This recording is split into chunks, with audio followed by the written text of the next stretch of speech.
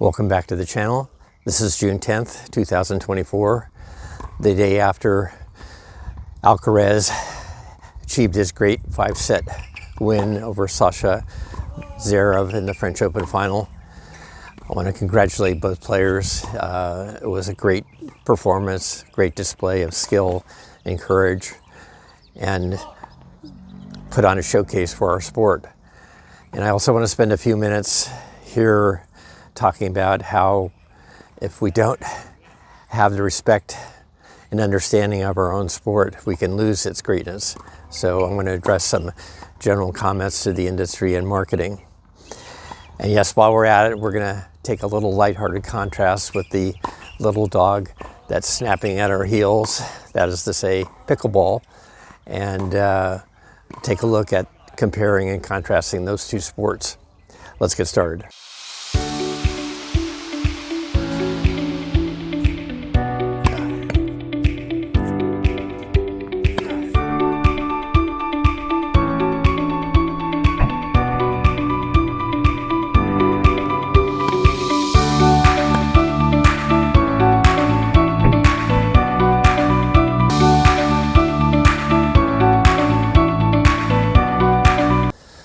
But I also want to address how this Grand Slam was broadcast, including the men's semifinal between Jannik Sinner and Alcaraz, the most anticipated tennis match of the year, really.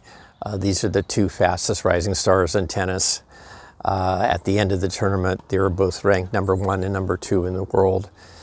And everybody was looking forward to this great semifinal match. And so when I tuned into ESPN on Friday, this past Friday, I was shocked that the broadcast was beginning at the end of the third set, which Sinner would win and go up 2-1. I was completely flabbergasted at this. This would be like an NBA fan tuning into the broadcast of the NBA Finals and finding they're starting in the third quarter, or a football fan finding that the Super Bowl is starting in the third quarter. And now ESPN did broadcast the last 2 full sets of the match, in which Alcaraz came back and won the last 2 sets to pull out a 5-set victory. But by skipping 2/3 of the match, so they ruined the whole experience for me, and I'm sure for a lot of other fans. And here I want to transition to the contrast with pickleball, which is truly America's fastest growing sport. I checked the stats and it seems to be true. So I want to talk about this in contrast with the way we're marketing and presenting tennis. For those of you who still don't know much about pickleball, you can see the size of the court in the background of this image. It's 22 by 44 feet for a singles and doubles player. They play with a short 15-inch to 17-inch racket, if you will, paddle, and you hit these plastic balls. The net is about the same height as tennis, about 3 feet, and basically it's very easy to move to reach any ball on this small court, and a person with hardly any training, if none, can get out on the court and start playing a real pickleball game and have fun. And I played it, and it is fun. But I would say it's a different order of fun and a different order of skill to play tennis, and that's also what I want to talk about. But before I talk about pickleball, I want to talk a little about football or soccer and the field of play that we have there. And as many of you know, the soccer has taken over the title of the beautiful game. And if you look at this great expanse of green that these two teams compete on for glory, you can see how it can be a beautiful game. I think it's beautiful, even though I don't follow soccer that much or football, but it, unquestionably beautiful. Now, if you compare the competitive arena of football, soccer, and tennis compared to pickleball, well, you can see something of the dimensions that we're talking about. So the dimensions of a adult pickleball court are 968 square feet. The court dimensions for a 10-year-old tennis player who by the fact that virtue of they're 10 years old, we consider them much less skillful, is 25% larger than an adult pickleball court. The rackets that a 10-year-old uses are more than 25% longer than an adult pickleball's racket or paddle, which again makes it harder to make connection with the ball, harder to hit the ball over the net consistently in tennis. In addition, it's harder for the 10-year-old to cover such a larger court. It requires more skill, more athleticism, more stamina than for an adult to cover the much smaller pickleball court. And when you contrast an adult pickleball court with an adult tennis court for singles, you can see that the adult tennis court is more than 200% larger, which means, again, there's more athleticism, there's more skill, there's more speed required to play the sport of tennis on this bigger, much bigger playing field than it is the pickleball court.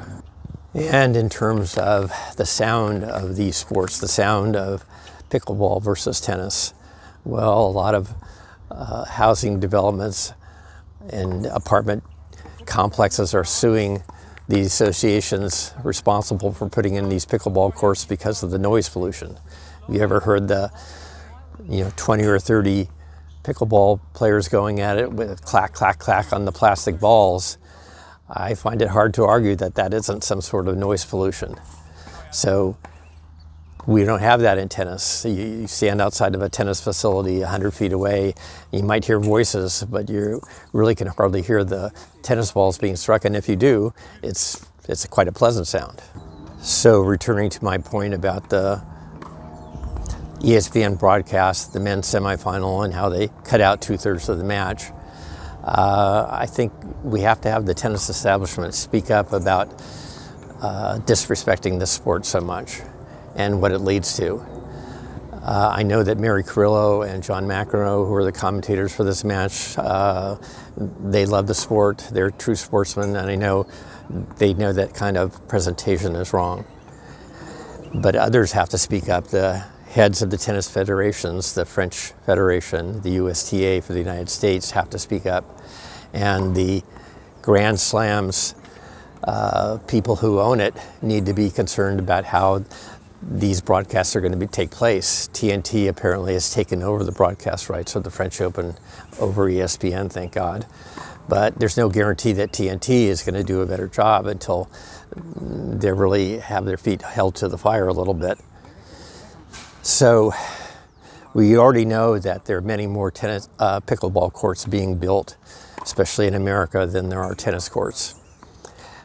I know that in my local area, there's only 3 public courts available, and people are waiting for hours on the weekend to try out on the courts. And these are all level players, from very good players to people trying to introduce their kids to the sport of tennis, and they have to wait.